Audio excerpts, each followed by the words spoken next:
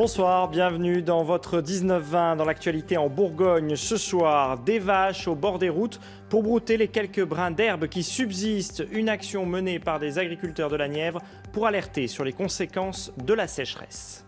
Le droit de vote pour tous, même pour les personnes handicapées. C'est l'une des mesures sur le handicap présentées aujourd'hui par le gouvernement. En Bourgogne, les personnes concernées et leurs accompagnants saluent cette annonce.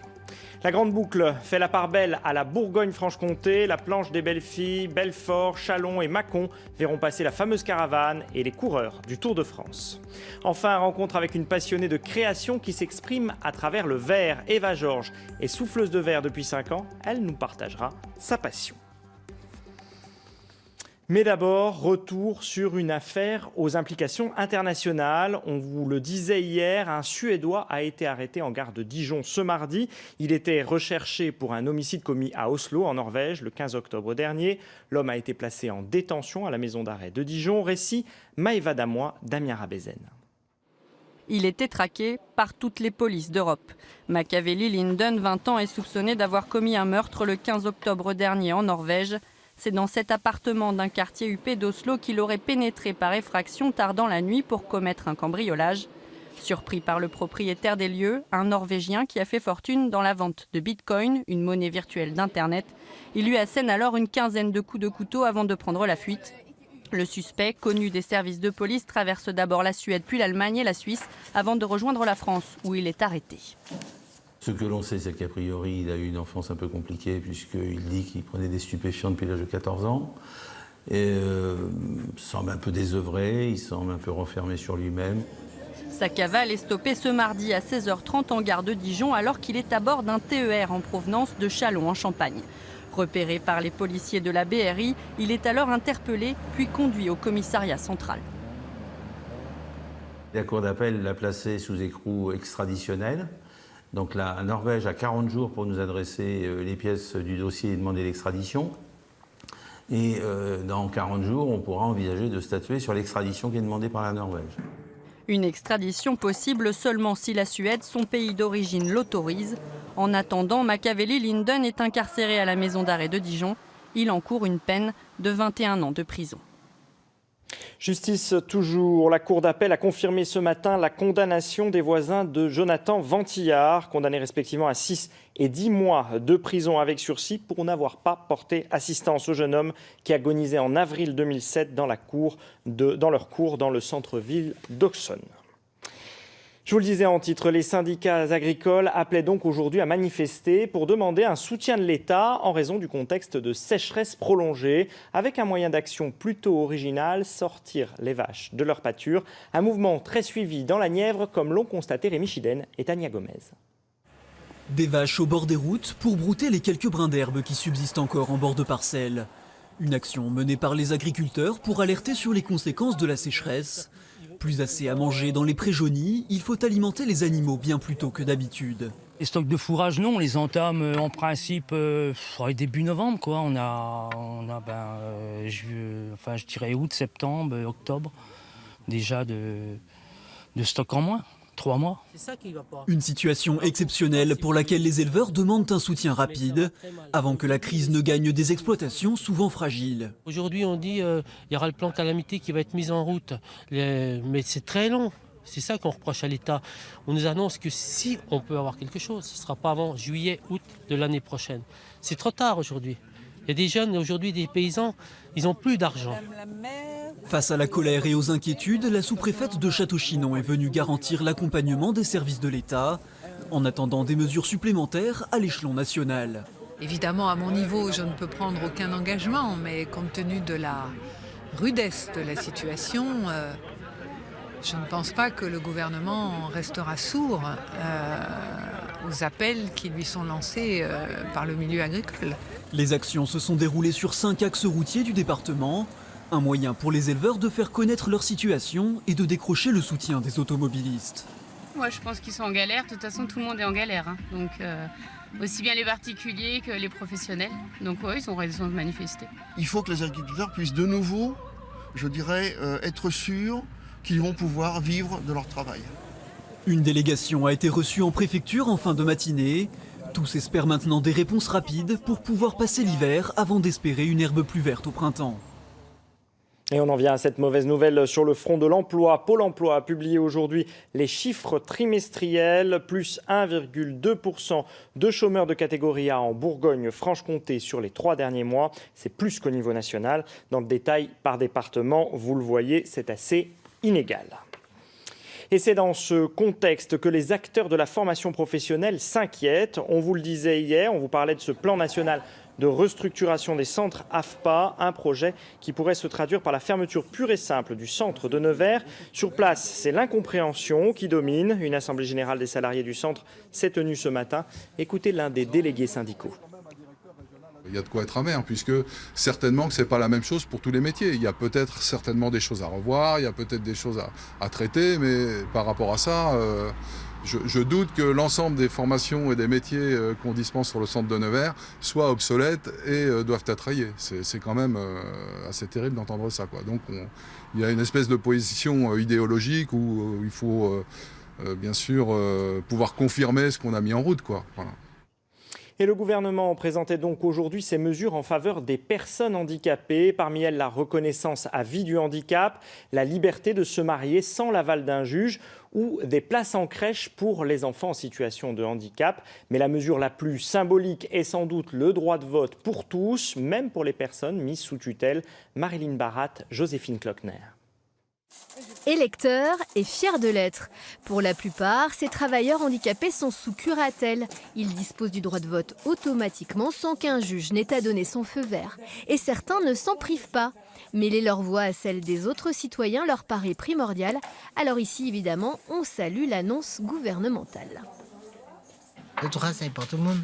Même si on ne sait pas bien voter, on n'est pas politique. Pour moi, c'est quand même être dans la vie sociale.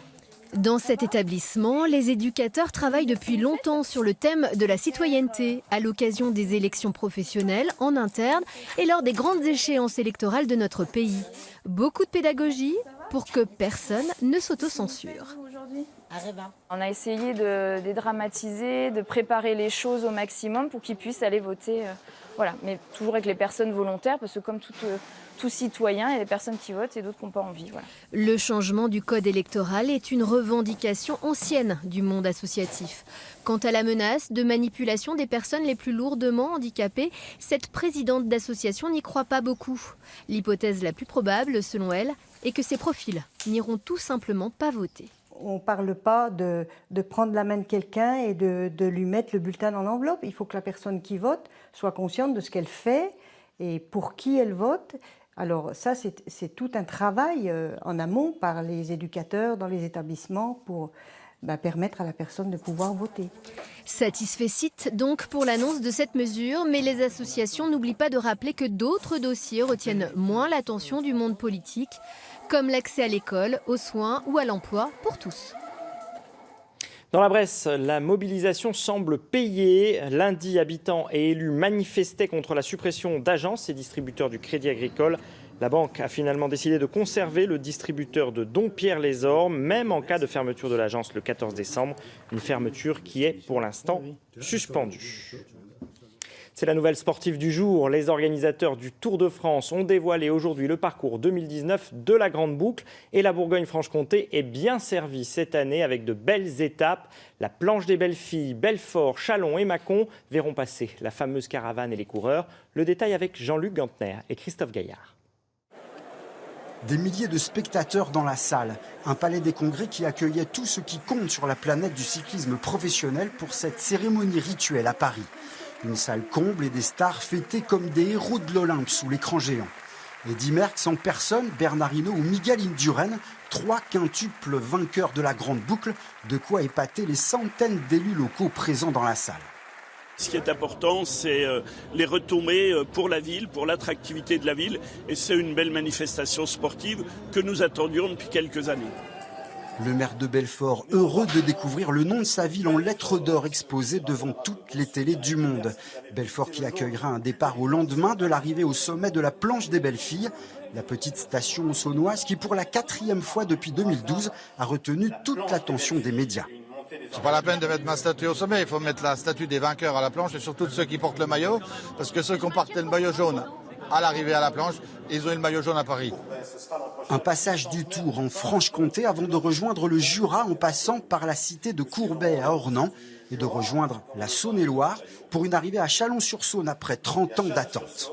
On a accueilli le Paris-Nice il y a très peu de temps. Maintenant, on passe à la vitesse supérieure. C'est une satisfaction colossale. Puis, on a beau savoir qu'on était quand même bien parti pour figurer sur la carte. Quand le nom de la ville apparaît, quand Chalon apparaît en gros, c'est une vraie émotion.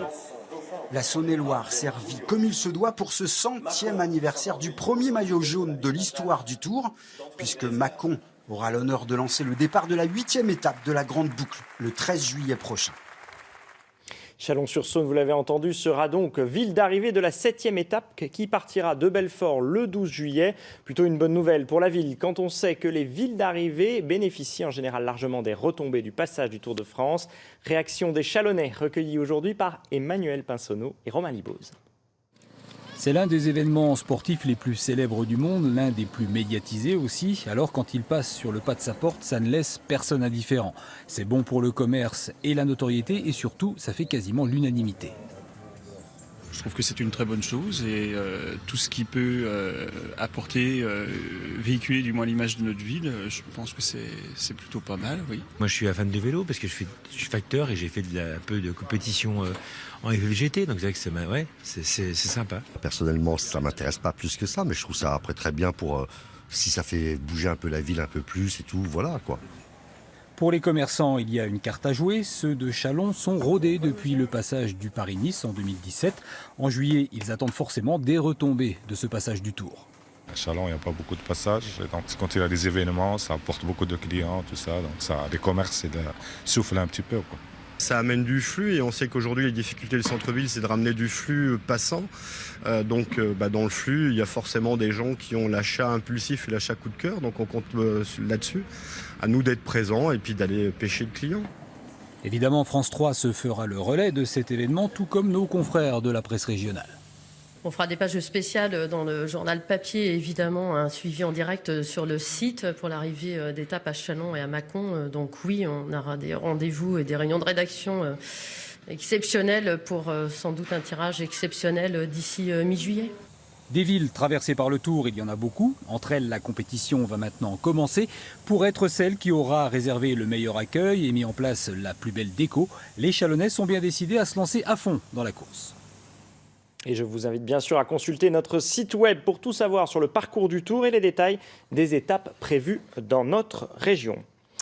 Un mot de basket maintenant pour vous dire que la JDA poursuit sa série noire, cette fois sur le tableau européen. Les Dijonnais ont subi une 4e défaite hier soir face aux Espagnols de Fuenlabrada. Score final 85-87. La JDA affrontera les champions d'Europe en titre, l'AEK Athènes, mardi prochain. Une rencontre maintenant dans ce journal avec une souffleuse de verre. Ève Georges souffle depuis 5 ans seulement et déjà elle a remporté le prix de la jeune création métier d'art, un prix qui récompense les artisans les plus prometteurs. Son portrait est signé Marie Joly et Claude Eudes.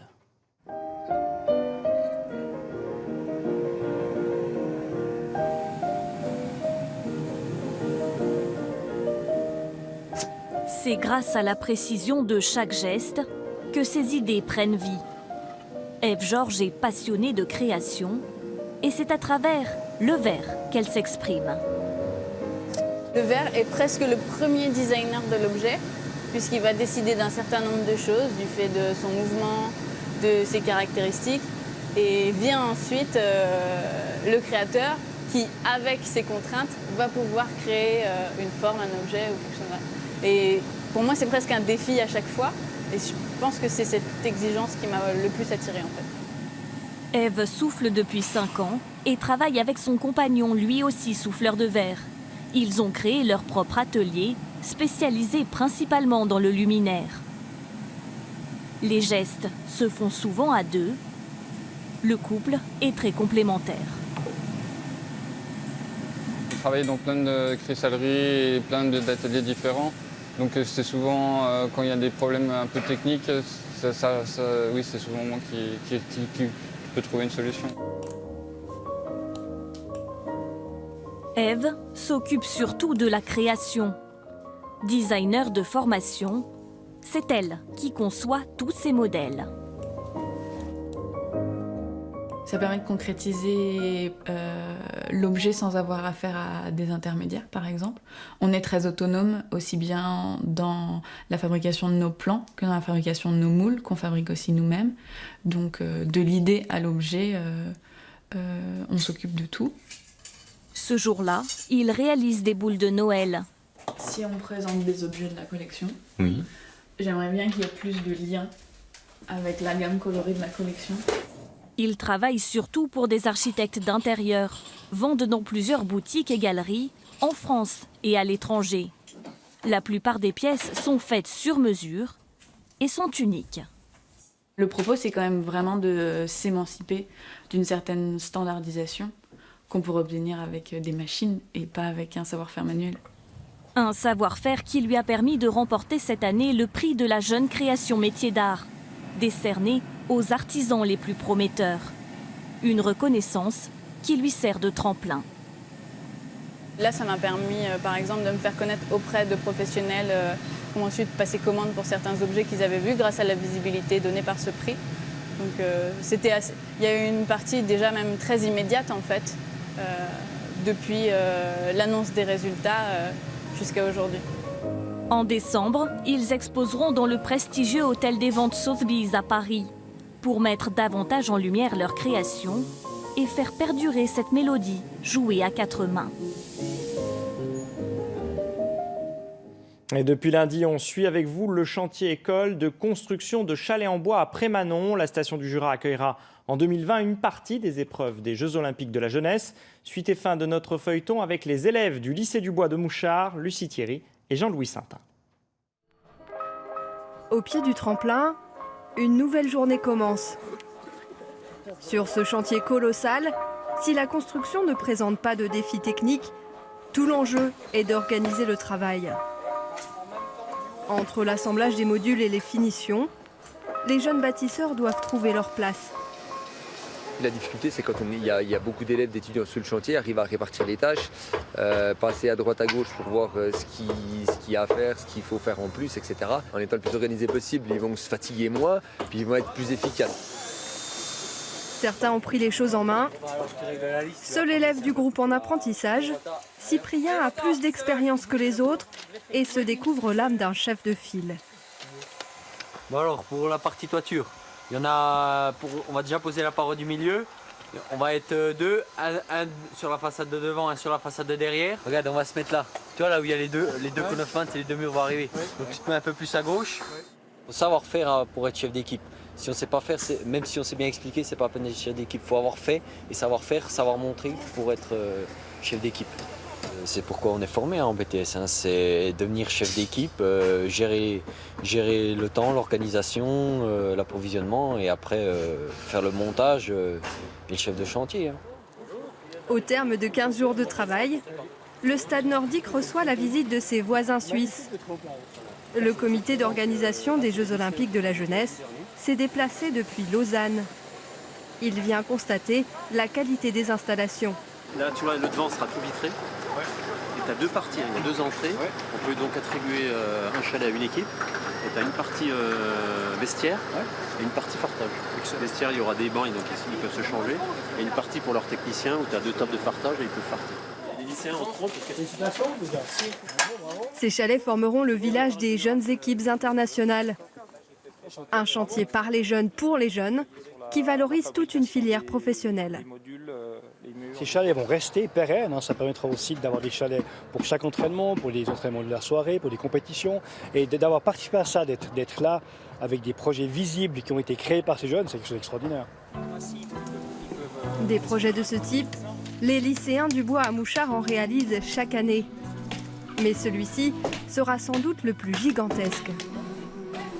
Pour Clémence, Bastien, Théo, Louis et Cyprien, c'est la fin d'une aventure. Moi, je m'attendais pas du tout à ça. Je m'attendais à des chalets plus petits que ça. Sur les plans, ça Ça fait des gros chalets quand même. Ça nous fait travailler avec des profs qui sont quand même vachement compétents, ça nous fait travailler en équipe avec des gens du lycée qu'on côtoie tous les jours sans vraiment se connaître. Ça fait du bien de voir en fait l'acheminement de tout ce qu'on a fait depuis presque 1 an. On est content de notre travail, le résultat est plaisant.